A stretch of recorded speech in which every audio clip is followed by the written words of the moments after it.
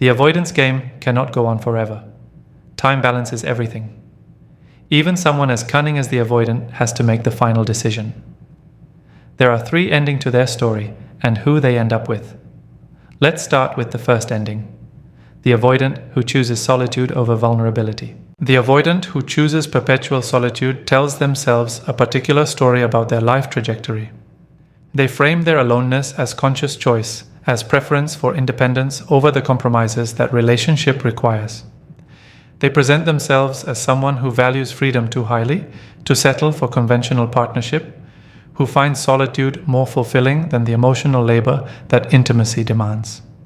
They construct identity around their self-sufficiency, their ability to function without needing others, their contentment with life organized entirely around their own rhythms and preferences.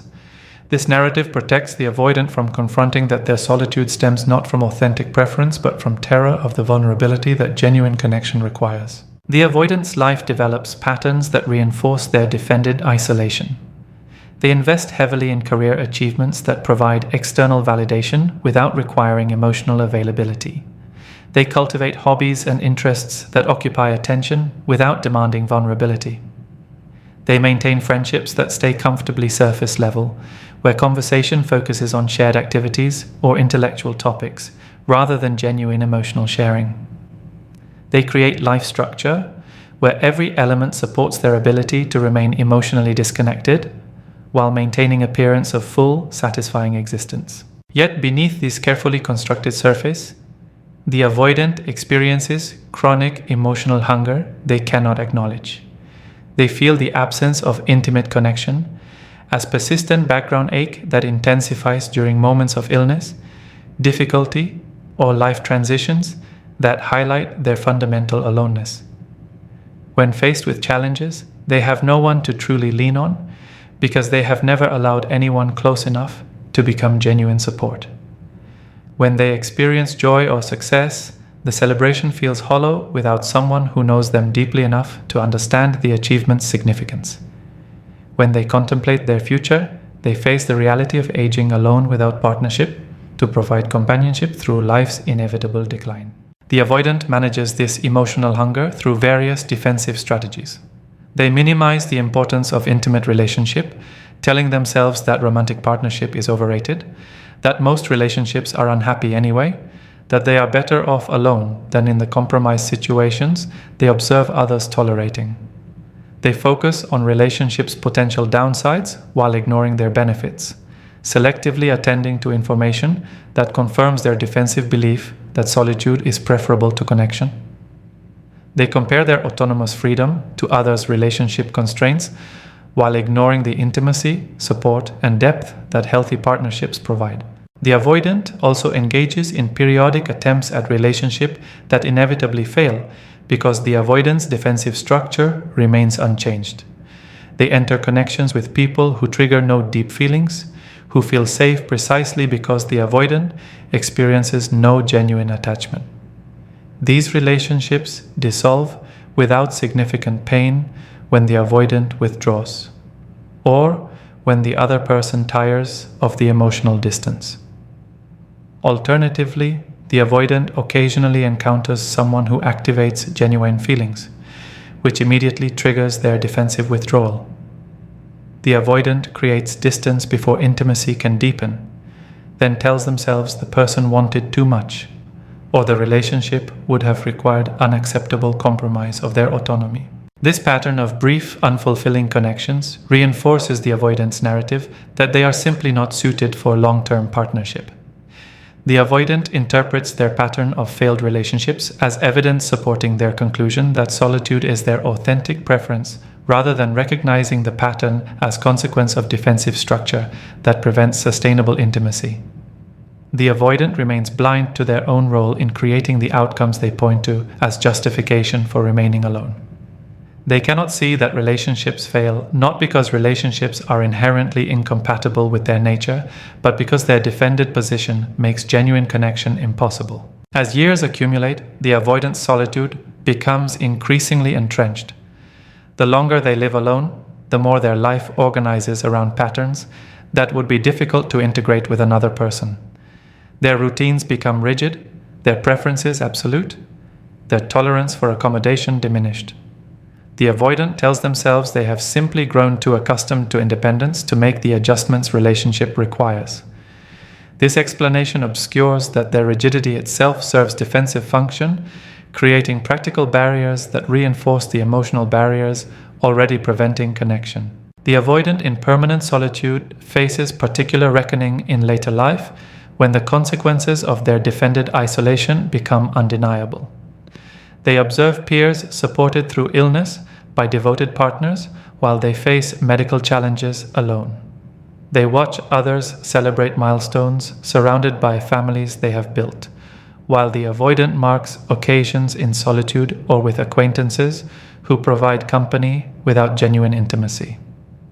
They recognize that their accumulated achievements, however impressive, will be experienced by no one who truly knows them because they have never allowed anyone that level of knowing. This late life awareness often carries profound regret that the avoidant struggles to acknowledge. They recognize, perhaps for the first time with clarity, that their defended position has cost them experiences that give life meaning and richness. They see that the vulnerability they avoided to protect themselves from pain has prevented them from accessing the very experiences that make human existence worthwhile.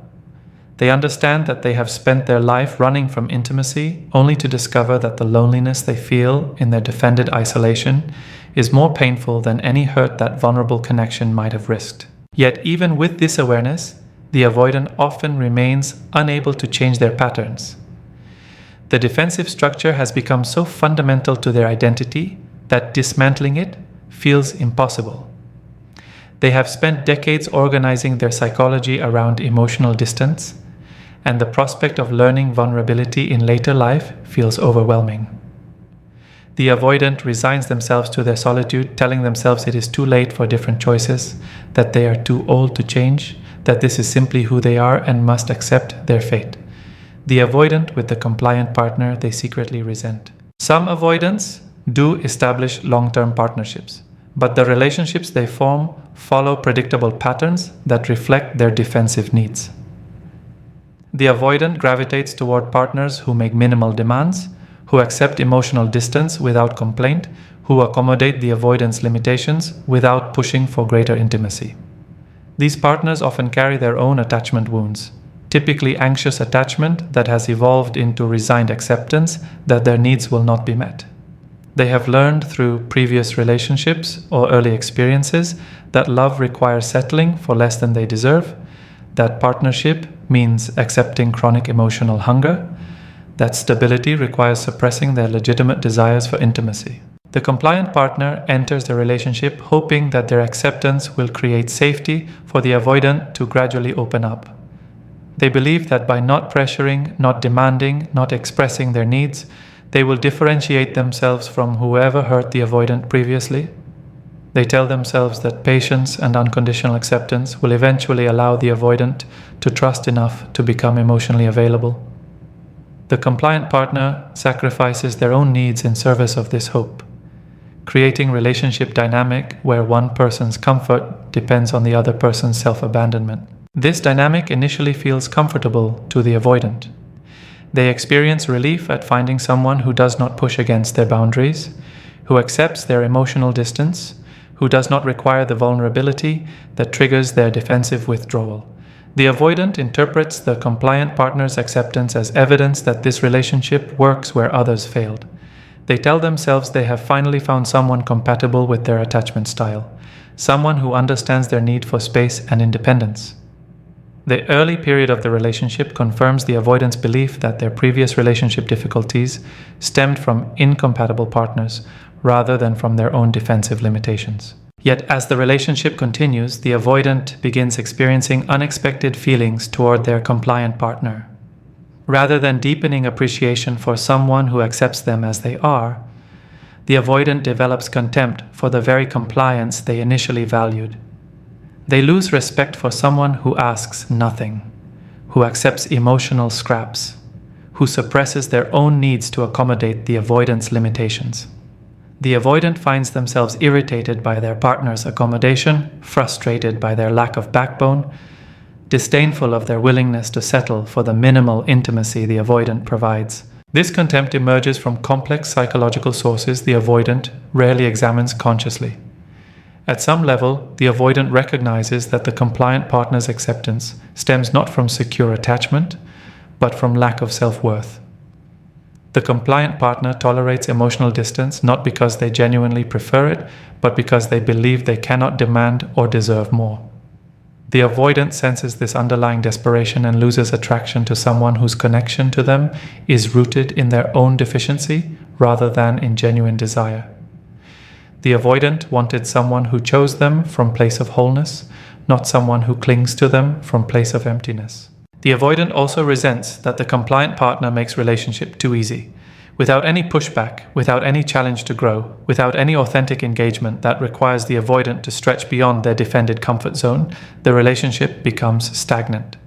The avoidant discovers that having someone who never disagrees, never expresses dissatisfaction, never demands authenticity, creates suffocating boredom rather than comfortable freedom.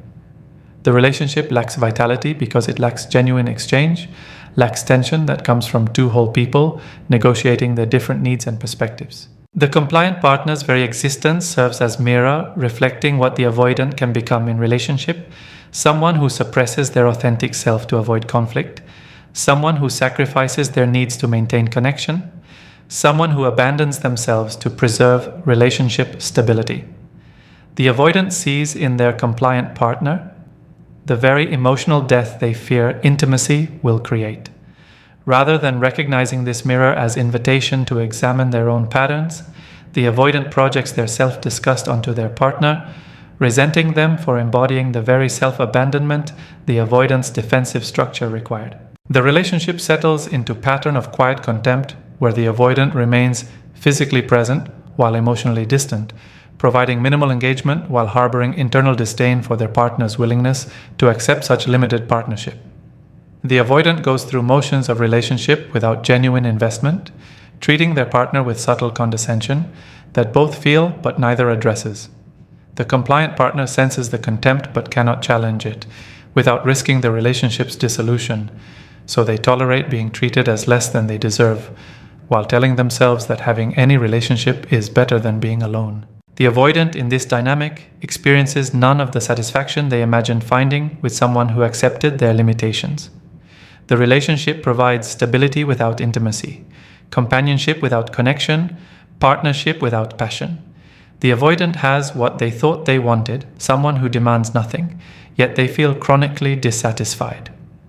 They blame this dissatisfaction on their partner's inadequacy, rather than recognizing it as a natural consequence of relationship built on compliance, rather than mutual respect and genuine engagement. The avoidant may maintain this unsatisfying partnership indefinitely, viewing it as acceptable compromise rather than recognizing it as mutual settling.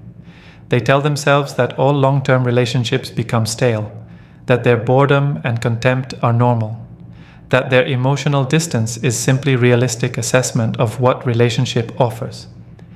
They remain in partnership that meets their defensive needs for appearing normal, while never risking the vulnerability that genuine intimacy requires.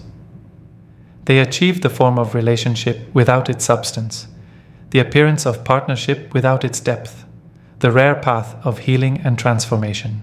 A small percentage of avoidants, when faced with the consequences of their defensive patterns, choose the difficult path of genuine transformation rather than resignation to defended loneliness or settling for compliant partnership. This choice typically emerges from accumulation of pain that finally exceeds the pain the avoidant has spent their life avoiding. The avoidant recognizes that their defensive structure, while protecting them from vulnerability's terror, has cost them access to life's deepest satisfactions. They face the reality that their pattern of withdrawal has destroyed valuable relationships, isolated them from genuine connection, and created life that feels increasingly empty despite its defended safety. The catalyst for this transformation often involves losing someone the avoidant genuinely cared about, someone whose departure creates grief the avoidant can no longer suppress or dismiss. The avoidant experiences the loss not as relief from pressure, but as devastating awareness of what their defensive patterns destroyed. They recognize that they pushed away someone who offered genuine love, who provided the very intimacy the avoidant claims to have wanted, who created safety the avoidant could not receive because their defended position prevented them from recognizing safety when it existed. This recognition pierces the avoidant's defenses in ways that allow consideration of possibilities they have previously rejected. The avoidant who chooses healing typically begins with therapy, specifically with therapists trained in attachment theory and trauma-informed approaches that address the early wounds driving avoidant patterns. The therapeutic process forces the avoidant to examine the origins of their defensive structure, to recognize how early experiences taught them that vulnerability leads to pain, that depending on others results in disappointment, that emotional closeness creates danger. The avoidant begins understanding that their defensive patterns made sense given their developmental experiences, but no longer serve them in present circumstances where different responses are possible. This examination proves extraordinarily uncomfortable for the avoidant because it requires sitting with vulnerability the defensive structure exists to prevent. The avoidant must feel the terror underneath their withdrawal, must acknowledge the longing for connection beneath their claimed preference for distance, must recognize the pain of early wounds they have spent decades avoiding through defended isolation. The therapeutic process asks the avoidant to experience exactly what they have organized their entire psychology to escape. Many avoidants abandon therapy when this discomfort intensifies, retreating back into defensive patterns that feel safer even as they perpetuate suffering. The avoidants who persist through this discomfort begin developing new capacities that gradually change their relational experience. They learn to identify when their defensive structure activates, to pause before automatic withdrawal, to examine whether present circumstances actually warrant the defensive response their nervous system generates. They practice tolerating vulnerability in small doses, sharing more of their internal experience with safe people, allowing others to matter to them despite the risk that mattering creates. They work on distinguishing between genuine threats to their autonomy and normal relationship needs that their defensive structure has categorized as dangerous. This developmental work proceeds slowly because it requires rewiring neural pathways established through decades of defensive practice.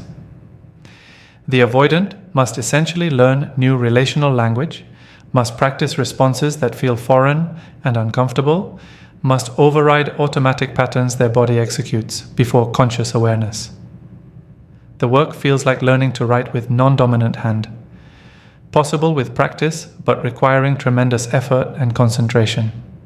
The avoidant experiences frequent setbacks where old patterns reassert themselves, where defensive withdrawal activates despite growing awareness, where the pull toward defended isolation overwhelms fragile new capacities. Yet with persistent effort, the avoidant begins experiencing moments of genuine intimacy that feel different from anything in their previous experience.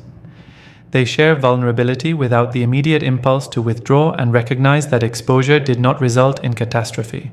They allow someone to support them during difficulty and discover that depending temporarily on another person does not destroy their autonomy. They maintain presence during conflict and find that staying engaged leads to resolution rather than engulfment.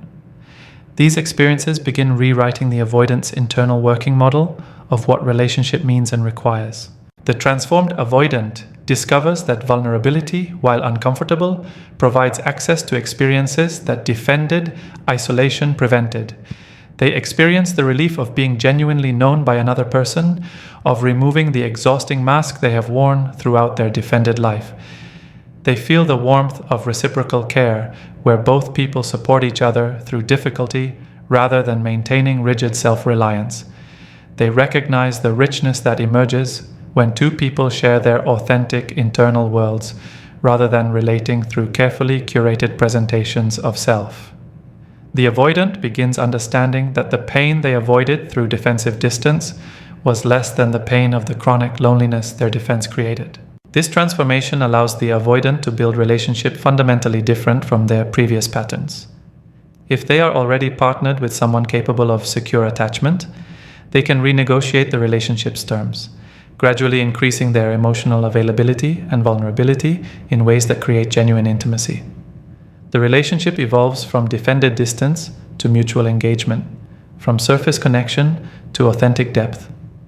The avoidant experiences their partner differently when they show up without their full defensive armor, discovering qualities and dimensions they could not perceive while defended. If the avoidant is single, their transformation attracts different people than their defended self drew. Secure individuals who previously avoided the avoidant's emotional unavailability now find them capable of the reciprocal vulnerability healthy relationship requires. The avoidant can engage in relationship progression without their defensive structure, sabotaging deepening connection. They can tolerate the natural increase in intimacy that occurs as relationship develops, without triggering withdrawal that previously destroyed their partnerships before they could become substantial. The healed avoidant still experiences moments where old patterns surface, where the impulse to withdraw activates, where vulnerability triggers discomfort. The work of transformation does not eliminate the avoidant's attachment wounds, but rather gives them tools to respond differently to those wounds. The avoidant learns to recognize when their defensive structure activates and to choose connection despite the discomfort, rather than automatically withdrawing to relieve it. They develop capacity to tolerate the vulnerability that intimacy requires, understanding that temporary discomfort leads to lasting satisfaction, rather than to the catastrophe their defensive structure predicts. The choice that determines the avoidant's ultimate destination. The avoidant stands at crossroads that determines the entire trajectory of their relational life, though many never consciously recognize this choice exists.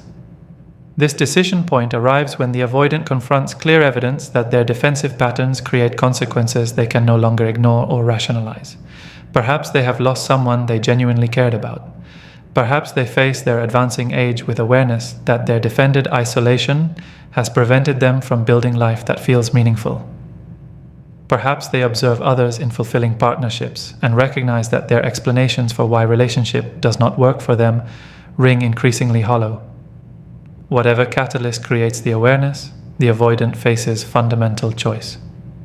Continue defending against vulnerability at all costs, or risk the terror of dismantling defenses that have protected them since early developmental experiences taught them that emotional openness leads to pain. This choice is not a single moment of decision, but rather a series of smaller choices that accumulate into life direction. Each time the avoidant feels impulse toward intimacy and must choose between following that impulse or retreating into defended safety, they move incrementally toward one of their three possible destinations. Each time someone offers genuine care, and the avoidant must decide whether to receive it or deflect it, they take step along path that leads either to continued isolation, to unsatisfying compliance-based partnership, or to the difficult work of transformation. The avoidant's ultimate destination emerges from thousands of these small choices about whether to risk vulnerability or maintain defended position. The choice toward continued isolation appears safest to the avoidant's defensive structure. This path requires no uncomfortable examination of wounds, no terrifying practice of vulnerability, no risk of the pain that emotional openness might create. The avoidant can maintain their familiar patterns, can continue organizing their life around defended independence, can preserve the illusion that their solitude reflects authentic preference rather than defended necessity. This choice allows the avoidant to avoid confronting that their defensive structure has been running their life, that their fear has been masquerading as preference, that their withdrawal has cost them access to experiences that give human existence meaning and depth. Yet this safe choice leads to destination characterized by increasing isolation and late life regret. The avoidant who chooses continued defense finds their world gradually constricting as opportunities for connection diminish with age. They face later years alone, supported by no one who knows them deeply, companioned by no one who has shared their journey, loved by no one who has been permitted past their walls. They recognize too late that the vulnerability they avoided to prevent pain has guaranteed different pain. The chronic ache of fundamental aloneness, the grief of life lived in defended isolation, the recognition that they have spent their existence running from intimacy, only to discover that what they ran toward feels emptier than what they fled. The choice toward compliant partnership offers different form of safety. This path allows the avoidant to achieve appearance of normal life, to have partner, to participate in coupled social activities, to avoid the stigma that solitude sometimes carries, while maintaining their defended emotional distance. The avoidant can point to their relationship status as evidence that they are capable of partnership while never risking the genuine vulnerability that authentic intimacy requires. They can have the form of relationship without its substance, the social validation of being partnered without the actual emotional engagement that makes partnership meaningful. Yet this choice leads to destination characterized by quiet desperation and contempt. The avoidant who settles for compliant partner discovers that having someone who accepts their limitations provides no satisfaction when that someone possesses none of the qualities that make relationship enriching. They experience chronic boredom in partnership with someone who has abandoned themselves to accommodate the avoidant's defended distance. They feel contempt for partner whose willingness to settle mirrors the avoidant's own self-abandonment. They recognize that they have achieved relationship while losing access to everything that makes relationship worthwhile. The challenge, the depth, the genuine meeting of two whole people choosing each other from a place of authentic desire rather than defensive necessity. The choice toward transformation represents the most difficult path because it requires the avoidant to face everything their defensive structure exists to prevent. This choice demands that the avoidant examine the wounds driving their patterns, sit with the vulnerability they have spent lifetime avoiding, practice new responses that feel foreign and terrifying. The avoidant must acknowledge that their defensive structure, while once necessary for psychological survival, now prevents them from accessing life's deepest satisfactions. They must recognize that the pain of transformation, while acute, is finite and leads toward expansion, while the pain of maintained defense is chronic and leads only to continued constriction. The avoidant who chooses transformation must tolerate feeling incompetent as they learn new relational skills. They must accept that growth involves mistakes, that developing vulnerability capacity requires practice that feels uncomfortable, that change happens gradually rather than through sudden insight. They must persist through moments when old patterns reassert themselves, when defensive withdrawal activates automatically, when the pull toward defended isolation feels overwhelming. They must trust that consistent effort gradually rewires the neural pathways established through decades of defensive practice, that small choices toward vulnerability accumulate into transformed relational capacity. Yet this difficult choice leads to destination, characterized by genuine intimacy and relational fulfillment that the defended avoidant cannot access. The avoidant who does the work of transformation discovers that vulnerability, while uncomfortable, provides entry to experiences that make human existence meaningful. They experience the profound relief of being genuinely known by another person, of removing the mask they have worn throughout their defended life. They feel the warmth of reciprocal care where both people support each other rather than maintaining rigid self-reliance. They recognize the vitality that emerges when relationship involves genuine exchange between two whole people, rather than defended distance or one-sided compliance. The transformed avoidant builds partnership characterized by qualities they could not appreciate while defended. Mutual respect rooted in both people, maintaining their autonomy while choosing connection. Genuine intimacy emerging from reciprocal vulnerability rather than one-sided exposure. Depth created through working through conflict rather than avoiding disagreement. Security based on consistent presence rather than defended unpredictability. The avoidant discovers that the intimacy they feared does not destroy their autonomy, but rather enhances their experience of themselves and life. They recognize that genuine partnership with secure individual provides freedom within connection rather than the suffocation their defensive structure predicted. Most avoidants never consciously make this choice, but rather default into one of these destinations through accumulated pattern of small decisions made without awareness. They arrive at solitude or unsatisfying compliance not through deliberate selection, but through consistent choice of defensive safety over vulnerable risk. The rare avoidant who achieves transformation typically does so only after accumulated pain of their defensive patterns finally exceeds their fear of vulnerability, creating conditions where transformation becomes less terrifying than continued defense. The choice exists for all avoidants, yet only those willing to face their deepest fears access the destination where genuine intimacy becomes possible rather than remaining forever theorized but never experienced.